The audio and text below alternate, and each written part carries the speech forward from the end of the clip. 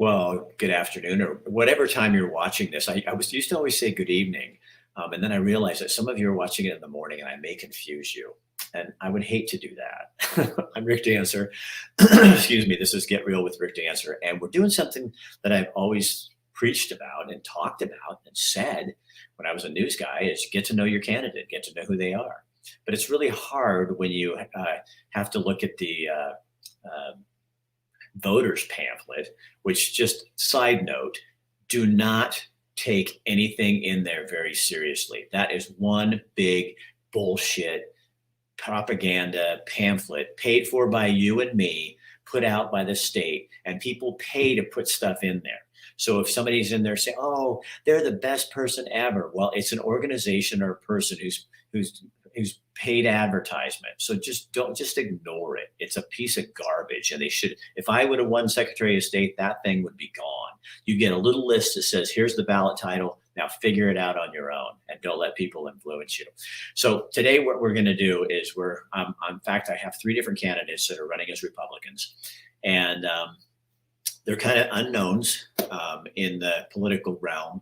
And so I'm helping them and helping you so you can get to know them. And then bottom line is you get to make your decision. But an incumbent is highly likely to take their seat back.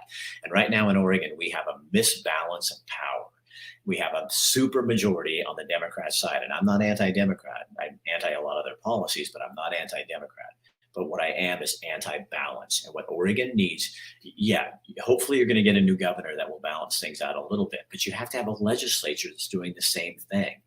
And the Democrats have been gerrymandering for generations, and it's a mess right now. And the reason nobody did anything about COVID or gas prices, all this kind of stuff, nobody's doing anything, is because there's no power on. There's nobody having a conversation, and we have to have conversations. So Alan Stout is going to help provide that conversation for you, and he joins us now.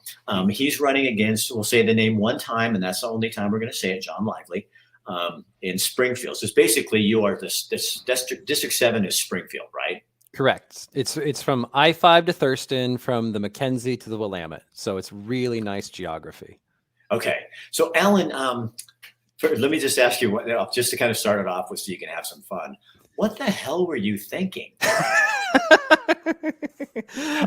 I don't know, honestly.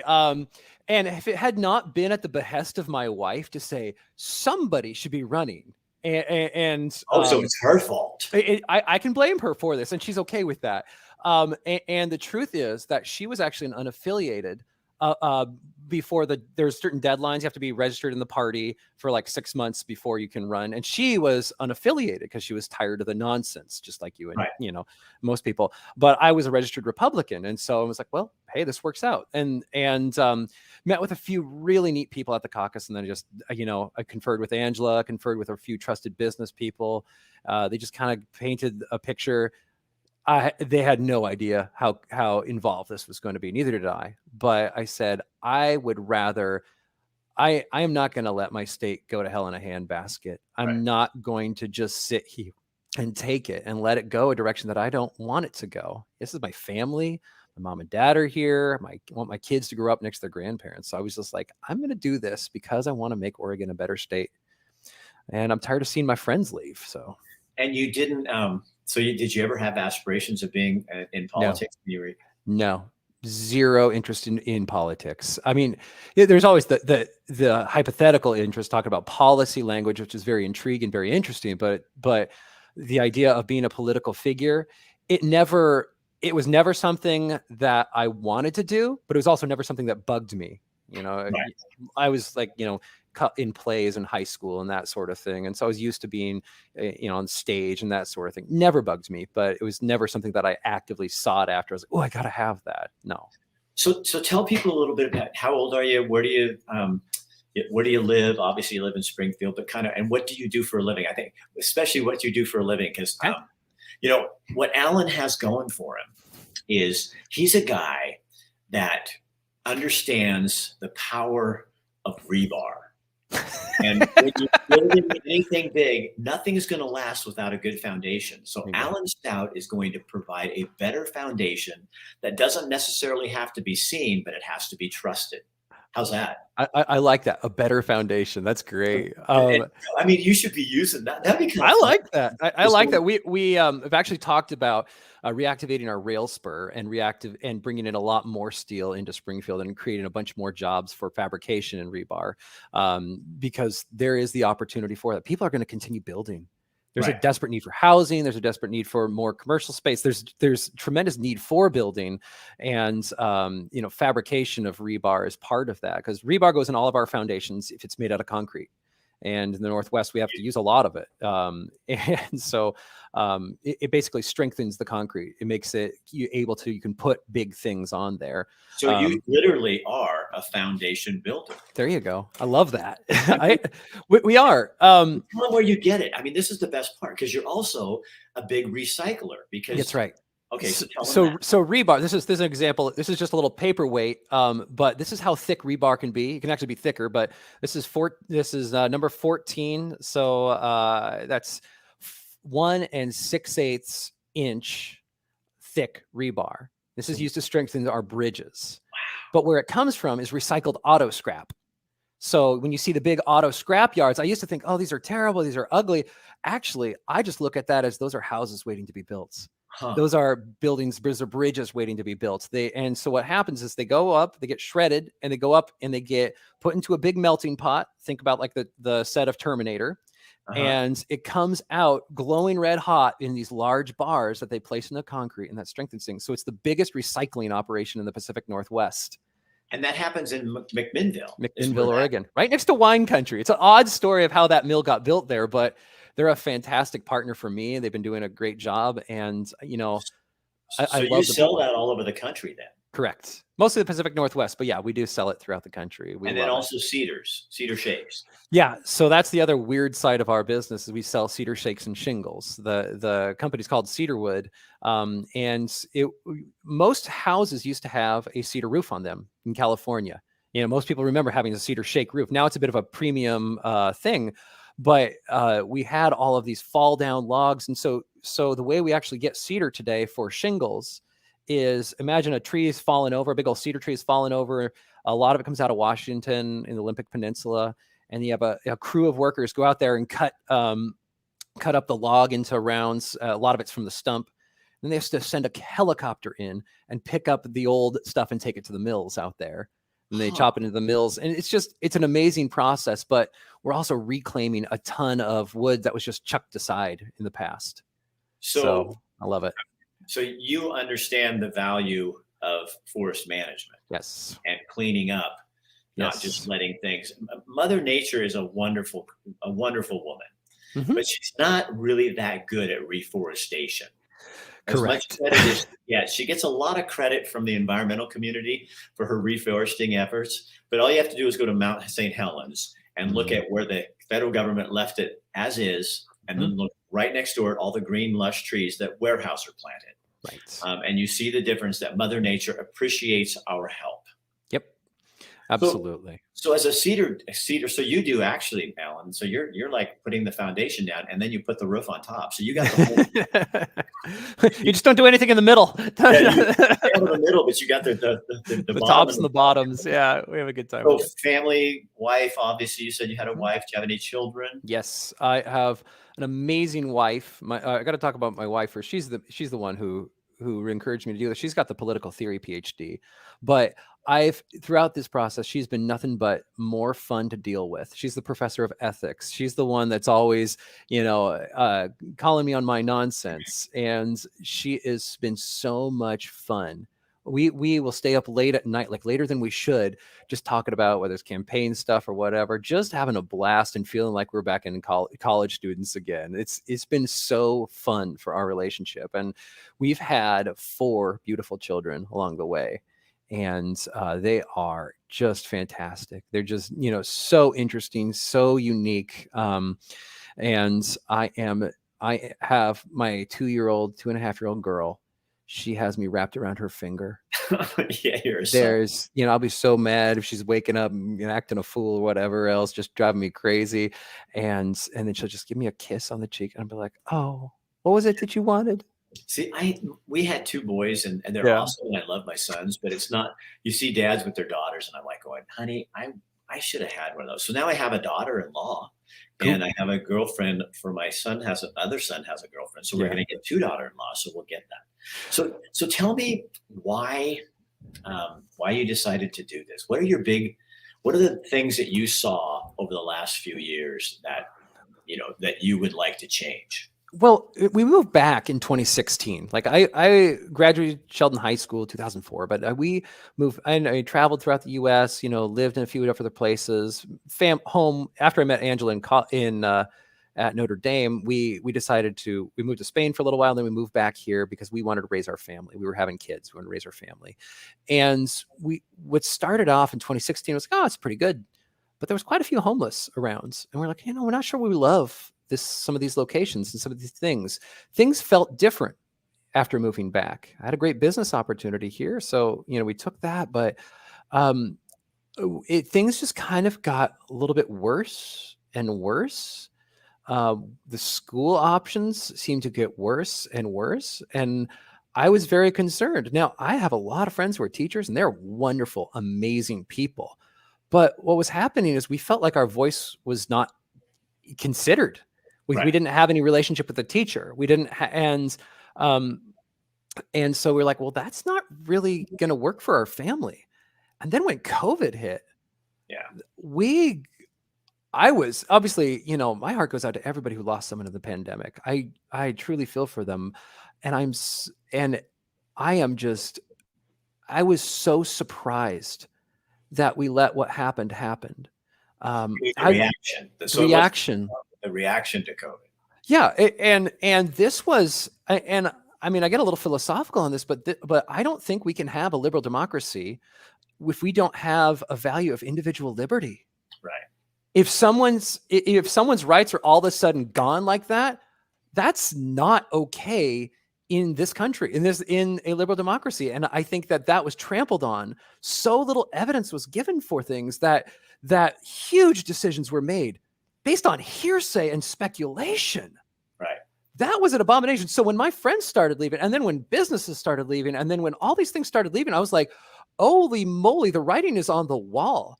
In 1 year, we lost, dozens of friends moving out of state for both economic and personal reasons and political reasons.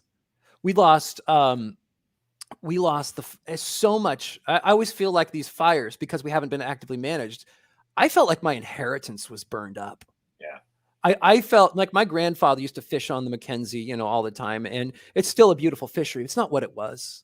Right. And when I lost that to the fires, I was like, we have not been doing our job to prepare for this. We've been talking about climate change all these years. Then what did we do to actually prepare for the probability of a fire happening? So I got fed up with this, and I said to myself, I'm not going to let, and I'll just be clear, I'm not going to let Tina Kotek take the state without a fight.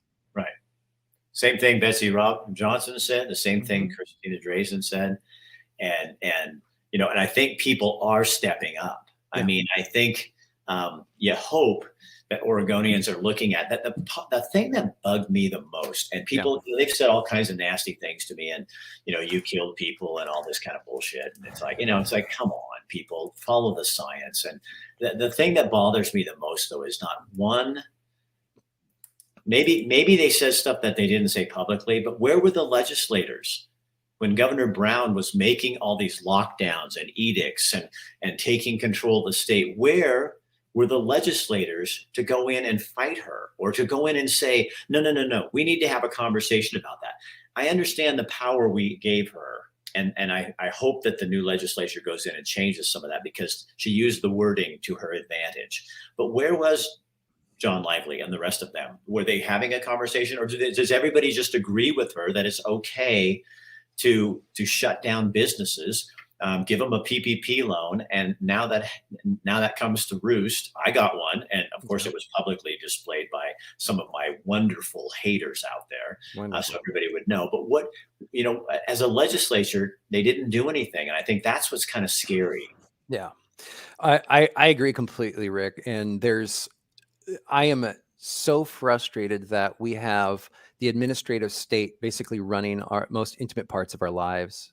And the administrative state, just that's the offices under the governor's control that she's been given by the legislature. So she doesn't have those without the legislature's support. And there's a lot of times where maybe there's a new measure that requires the legislature to actually be involved, or there's a new, the voters passed, but then there's like a lot of details that have to be hashed out in the legislature. Or a lot of times it just gets referred to the administrative state, to the experts. Right. And I think the frustrating thing for all of us was, we were in new territory. And for the first, 3-6 months, 9 months, I could understand, okay, let's slow down, let's pause, let's see what's going on here. I don't know about you, but even Joe Biden himself said that the pandemic was over, but there's still, this is bizarre.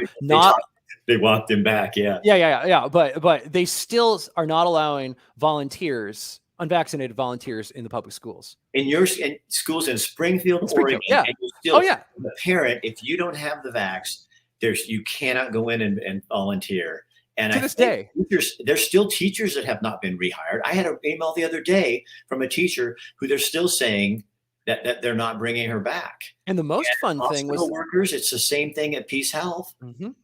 And the most fun was that they held their contracts, which meant that they couldn't go work for somebody else. It wasn't just like you were fired. It was, no, we're going to hold your contracts. I mean, this is a bizarre use of our public authority, and I just do not understand it. So, I'm sorry. So, as a legislator, how do you feel about, or let's say you're going to win, right? Okay. Yeah. So, what do you do? How do you feel about school choice?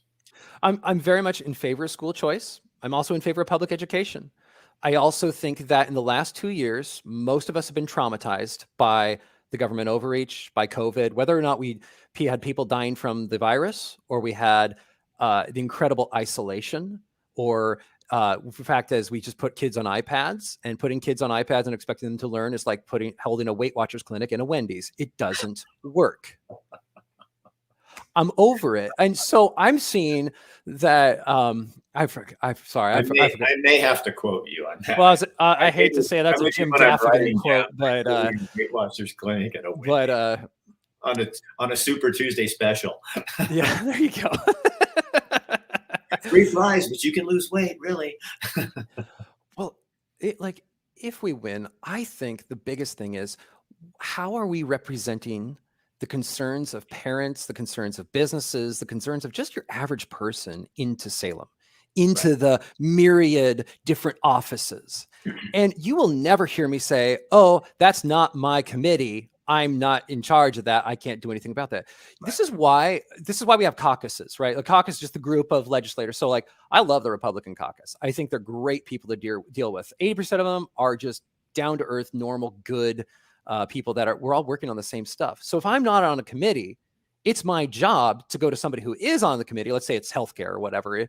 It's my job to go to somebody who is on the healthcare committee and say, hey, the concerns of Springfielders are this, that, and the other thing.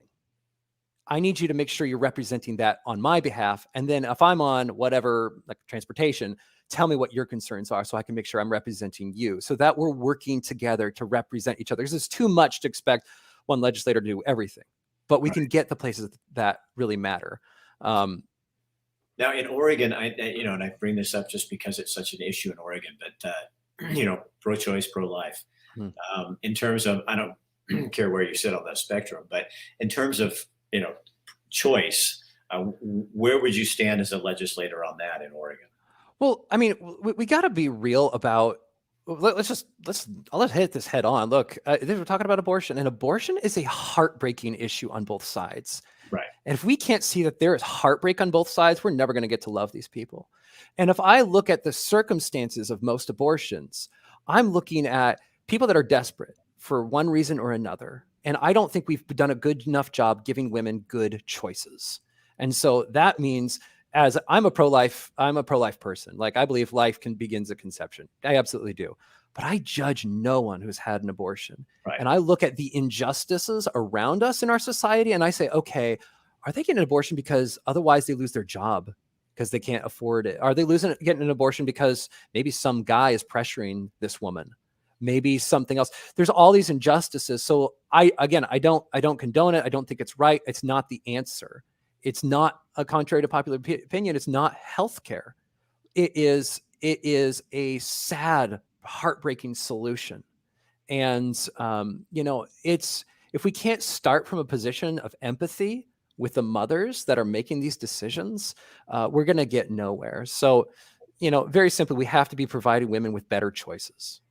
And when I was talking to a guy yesterday who's running for a House district up in the Yeah. Portland area, we were talking about how, in Oregon, I mean, people are making a big deal about it, and it's probably not going to change in Oregon for a very long time. Yeah. And so the law is, my feeling always was, people would ask me when I was running for Secretary of State, what are you going to do about abortion? I said, well, actually, nothing, because it's not my job. Right. There's very clear definitions for my job. But it was Right. like, you know what? If this is what voters have said, and this is what they do, then that's what the law is, and Right. you can disagree with it, and I do. But it's like, it doesn't. The problem is we can't have this conversation very Right. easily, because someone will watch Rick Dancer or Alan Stout, and then they'll say, "Oh, yeah, and he's anti this and anti that, and he wants every woman to do," because we don't sit and really listen to one another, No. And I know one thing, you and I talked about this earlier, is Yeah. there's so many people in Springfield who feel voiceless, Yeah. whether it's the school board not listening to them, whether it's the hospital not hiring people back, whether it's the local climate or business community or the city council, whatever it is. We have people with the roundabout issue feeling like the city wasn't listening to them until finally they had to choose. It's like, how hard is this for people in the public eye, such as yourself, and in this race and stuff, to just sit back and start listening to people? Don't go in with your own ideas. You can have ideas, but don't go in there saying, here's what's best for the rest of you. And I think that's what really throws voters off. You know what I mean? It's like, we know better than you, but we'll listen, we'll pretend to listen, and then we're still going to do what we wanted to do anyway. You're not listening without doing anything to truly represent the perspectives of other folks. Right. is a sham kind of representation. It's a joke.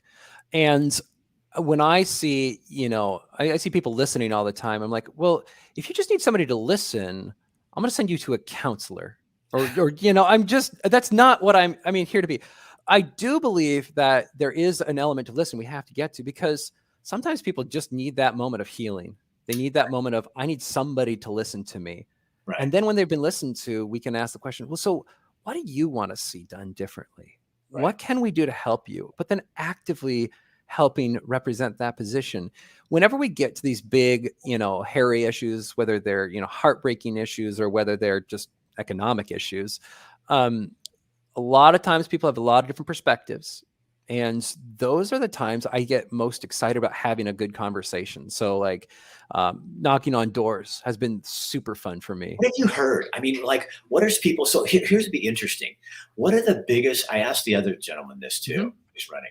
What are the biggest issues you're hearing? Number one concern of people when you're knocking on the doors. What's the number one concern? Affordability. This number one is always affordability. Like, I can't afford to pay my gas. I can't afford, I can barely afford my mortgage payment. I can't afford food. Food prices are all up. The cost of living is out of control. Yeah. I heard a report today that said if you add everything in and really look at it, it's like really like 15%.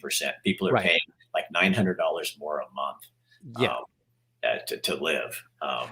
And it's the society that we've engineered where we're car centric, where all our food comes from so far away, where we don't have the competitive business environment. Like, wages are a huge thing, right? Like, when I was talking with one guy who is on strike for Weyerhaeuser, and he said, look, when I started, my wages were triple the minimum wage. Now that's an interesting thing to hear. Yeah. When you're saying we want to create so what I'm saying is I want to create a competitive business environment so that Oregon is the most amazing place for businesses to start, and that families want to move here, not only because of good jobs, but it's because it's the most livable place to be. Right. And I can tell you, as a business owner, it's much harder. Oregon is not business friendly. You probably know that too. And you come to Montana, and it's a whole different picture. It is. And cost of living and retirement is easier here. And Oregon is such a, I mean, people look at me and go, why did you leave? It's a beautiful place. And it was my home. I'm born there. I'm a native. Yeah. But at some point you have to go do something different to find, who you are, what you want to do. And I couldn't live under the restrictions of a government like that. And I hope so badly that you get this and that you can make some change. What's another thing? The second thing you hear. So you hear number one is basically inflation, cost of living, housing, that kind of thing. So that's all lumped into economics. What's the second thing that's it's homelessness. Absolutely, it's homelessness. They're very concerned about what we're doing in that regard, that it seems to be spreading, that we seem to be creating a epidemic here. It's not just going away. It's not just COVID that caused it. And there's this, I don't know how true or not true this is. I'll just use the data that I've heard, which is the fire department has had to respond to thousands of calls in the last couple of years, primarily from homeless camps. And the big question was, they made an informal tally. Were they from Oregon or were they from out of state? Right. And when they said, look, I had a handful of tallies for people that were from Oregon, but I was basically a black wall with tallies from people that were out of state. And I thought to myself, well, that's insane. Why are we not tracking this? Why do we have no accountability? Because they don't want to see it. No. And leaders don't want to see what they've created, because I used to go down there as a reporter, not working in the business, but just in my own business like this, just a few years ago.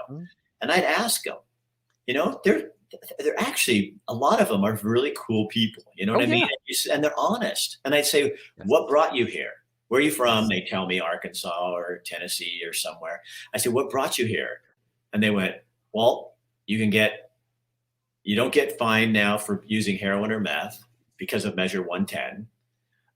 You can get all the food you want, medical services. They don't kick you off the streets. So you can basically, one of the guys said to me, literally, this is like Club Med for people who are, in the situation that I'm in. So it's not like our homeless, who are the people we should be taking care of. It's like we're attracting transitory people from all over the country coming here because Oregon has created a mecca for them. And I don't think that's what most people want. No. Even one of my really super, super liberal friends who lives down in the Wit, she came to me one day and she just said, I am so tired of these effing criminals and bikes getting stolen. She goes, somebody came to my house and actually I had a husky dog in the front yard. They took the dog. She got her stuff and got a stick, went walking through that camp by herself, and she found her dog, and she said, she held the stick up and said, you give me that dog back. And the guy gave her dog back, but he stole her dog out of her front yard, and she's done. I mean, I think people, this is not a liberal or a conservative issue. This is an issue of livability and kindness, because you don't leave people struggling in drug addiction on the streets of your town if you're truly kind. Right. I've actually walked into some of these camps. I've seen some of the worst ones and some of the best ones. And it's a different deal. Like, there's some models out there that are so cool, that cost virtually nothing, and they create relationships where maybe one person is actually the security guard, and they're living in a trailer, but they're the security guard for a guy's corporation, and they're watching over, and somebody breaks in and they call the police, and you know what? The police respond instantaneously because there's a person there. Right. They have to. And the police are fantastic. The fire department is fantastic. But it's amazing the level of otherness that we've treated the homeless population with. Like, they're the other. We don't want to touch them. But guys, this is just about accountability, respect, and trust. If we can't get those things straight, if we can't treat these people like humans, and also talk about all the property owners and the people that are scared to walk somewhere. Like, I got a guy on my page yesterday, and he called me. He moved to Florida, and he said there was all the shootings, the shooting at Starbucks where the guy was killed down to Starbucks downtown. And he said, we just took my son and we moved to Florida. And he said, it's completely different. He says that we were getting nervous that we couldn't even be in our own neighborhood anymore. So that's not, so how, when you're sitting there by yourself and you're going, okay, what if I'm the 8th or the 9th, because the election's on the 8th. So the Yeah. night of the 8th, I find out I win. I saw the look in your eye, Alan. I try not to think that far ahead, but what's your question exactly? So what's the first thing you do? What do you what do you what is your Well, the main? first thing I do is I go to a bar, I grab something good to read, and I get something good to drink, and I sit and I have a quiet moment reading some Tolkien or something wonderful, and I just relax for a minute. That's the first thing to do, honest to God. But there is so much depends on who is the governor. So much depends on what the makeup of the caucus looks like and what the makeup of the legislature looks like, who's in the Senate seats and who's in other seats. There's a moment of breathing that has to take place. We have to just breathe, and then like, okay, let's regroup. We'll see what happens. So like, it's going to be a very different approach. We win, and it'll be a very different approach depending on who's governor, to be honest. Yeah. I'd be thrilled if either Betsy or Christine are the governor, because I think those are great people to really work with. Yeah. And then when we see like, okay, what is the mixture of the legislature, we'll see what things can we be involved with. We'll see where's the areas we can make the greatest impact. And I know my first call is frankly going to be to ODOT and ask him about this Main Street project and say, hey, how can we make sure that we're letting the city council make the decisions and not, the state highway traffic engineers? They're great engineers there, but how do we make sure that we get a little more input from the city, and that not everything is tied? That the state Department of Transportation isn't holding the purse strings to run the highway through our downtown the way that they want it done. And that they're listening to the people of those business owners. There's tons of them who are going to be in dire straits if this happens the way it's written right now. It's not good. No, it's not going to work. So any last thing you want? I want to just say that I want people to know, in all honesty here, that Dr. Bratlin is helping Alan. We put up a billboard for him. So I'm doing some help with him too, to kind of help him with what I know and do that thing. So it's all out in the front there. The other two people I'm having on the show like this, I am not. I have nothing to do with them. But in full disclosure, this one I do with Alan. Got nothing against John Lively, but what I do have is a desire in Oregon to see a more balanced government. And you're not going to get that if you keep electing the same party and the same ideology, because the bottom line is there's a ton of people out there, Democrats, independents, non-affiliates, and Republicans, who don't think like the party platforms, Republican or Democrat. And so what people need to be doing is representing people, not parties. And I really do believe that about you, Alan, that's your goal is to, and especially what I love is that you got a non-affiliated wife. So well, you will know she will keep him straight. She, yeah. I think the last thing that I would add in all of this has been that, the work of a representative, I think, is representing all perspectives, and it's not just about being part of a club. And I'm not interested in the club. I don't even golf. And I think that work is really, it's about getting people involved one by one. And if those handful of conversations at the doors that I've had, and ones where we truly felt like there was a dialogue between us, where we could truly have an open exchange of ideas, and where we could treat each other as people, and maybe we disagree or maybe we agree, those are the ones that I think are the most exciting. And the sad thing is that so many forces in this world are trying to divide us up, especially our smartphones. I think our smartphones are evil, but especially that they're trying to divide us up. They're trying to separate us out and not have human relationships. But I feel that just the time spent actually having a human relationship with somebody. Yes, everybody, because you're a wannabe politician, everybody treats you with suspicion, right? They do. And even some close friends, they're just, you're going to be a politician. I'm not going to deal with you. I'm like, okay. Yeah. But that openness. When I ran. Yeah. Yeah. But the openness to just like, I think it's not a whole hog change. It's going to be heart by heart, door by door, person by person. And if we can do that, then we're going to find some real freedom in Springfield and real freedom in Oregon again. in the Jewish faith, they call that the evil inclination of man.